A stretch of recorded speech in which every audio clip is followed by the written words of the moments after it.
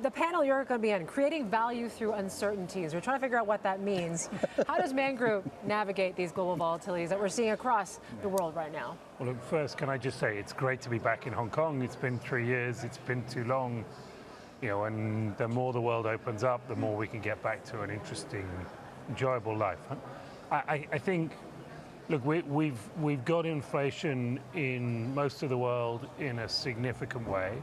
Inflation creates economic uncertainty, and that economic uncertainty creates market volatility. It creates different behavior between central banks. You've got a situation where, obviously, in China, they continue to be easing while the US is tightening today. It's going to be another 75 basis points, and almost certainly a bunch of hawkish comments from Powell to say, we're sticking with it, we're sticking with it. Japan has gone with a completely different policy.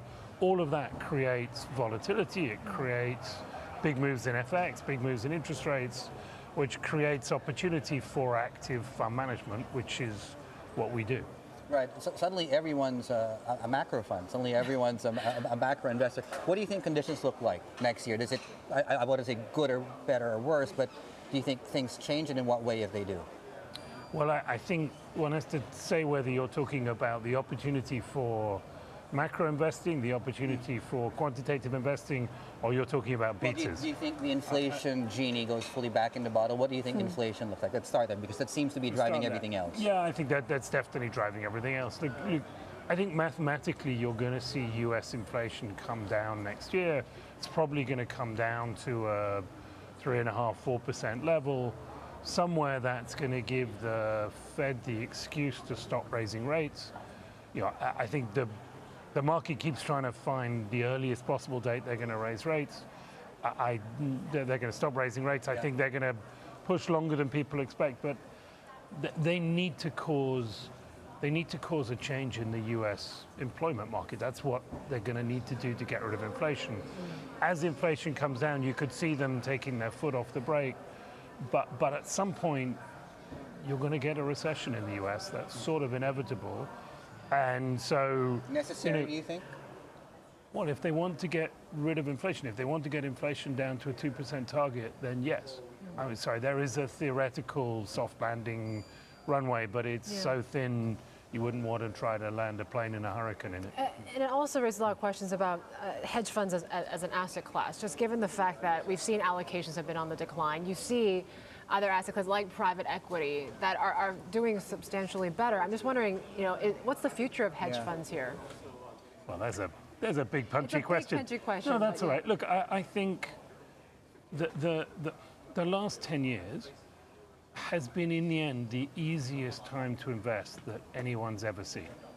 It didn't matter what you bought in the last 10 years. The more you bought of stuff, whether it was equities or bonds, whether it was, US, Asia, it didn't matter, right? Just buy stuff, buy as much of it, as much leverage, either explicit or implicit leverage in the portfolio, and you did incredibly well because all betas made money in the last 10 years, and leverage paid off in that situation. So you've seen a series of people have got very complacent about investing. They can't remember most people operating in markets today can't remember inflation. I'm old enough, my first mortgage had a 17% coupon. Right? When I talk to people in the office, very, very smart people, they talk about, oh my God, interest rates at 4%, that's like an all-time high. They go, whoa, no.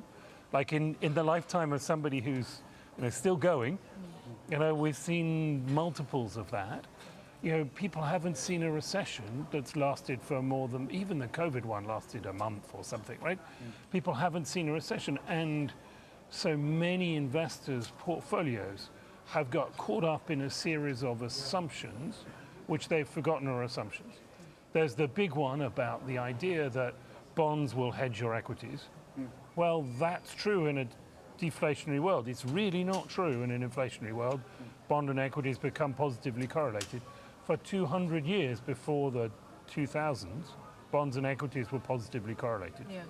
Similarly, the idea that private always outperforms public is only a phenomenon of the last 10 years. It's people have made this assumption, and it's because the private markets haven't been faced with a recession.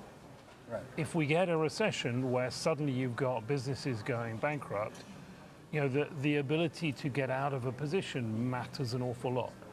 So, the net of that is it's been a very hard time for alpha generating in the last 10 years because it's been too easy doing Would other you things. say that there is an inflection point now when it comes to flows and allocations this year? After 2 years, what we've seen is withdrawals. Look, in the end, I don't worry about the overall industry flows. We've had very nice flows over the last 5 years. We've more than doubled our assets in the last 5-6 years. So, it's perfectly possible to have good flows doing things in hedge funds in the time when it didn't suit hedge funds, if you did it well. Right. In a time which does suit, if you're looking at a portfolio this year, having a CTA in your portfolio has made a huge difference. Having high quality alpha makes a big difference. We've been able to make a lot of alpha this year, and it's a time when it matters to clients. Well, now that, I'm not sure how this goes into your point, now that yield is back, is that good or worse for you? Now that you could make the argument passive is probably easier right now that you didn't have in the last 10 years. There was no yield. Anything you invested went up. So look, yes, having decent yields, there is some value picking up in the high yield space. When you got to that sort of, if you wanted to know the moment where there was a bell rung for what was wrong with finance in the last few years, it was when there was a high yield issuer in Europe who issued a high yield bond for 5 years with a negative interest rate. Now that's not high yield, negative interest rate. Right? It was like minus 10 basis points, but it was the bell to say that was the turning point. There's some value now in credit, that's absolutely right, but we are going to continue to see volatility. If we get a recession, you're going to get a pickup in default rates. It matters where you're invested in credit. It matters one company against another. Inflation creates winners and losers, and that creates alpha opportunity. So I never want to say something negative about other investment styles, just it creates opportunity for us to make more money. Something new, and this is a bit technical, I was hoping you could sort of chime in on this. I mean, as the Fed and friends embark on quantitative tightening and shrinking the balance sheet, liquidity has become an issue in the market. One is the treasury market, for example. Are you seeing that, and what's your outlook there? Yeah, so I think the problem started when the thing that quantitative easing did was to take a lot of bonds off the table. And so we tend to think of, a 10-year treasury must be a liquid instrument. But if a central bank's bought a third of the issuance, it's not as big a piece of paper as you thought it was.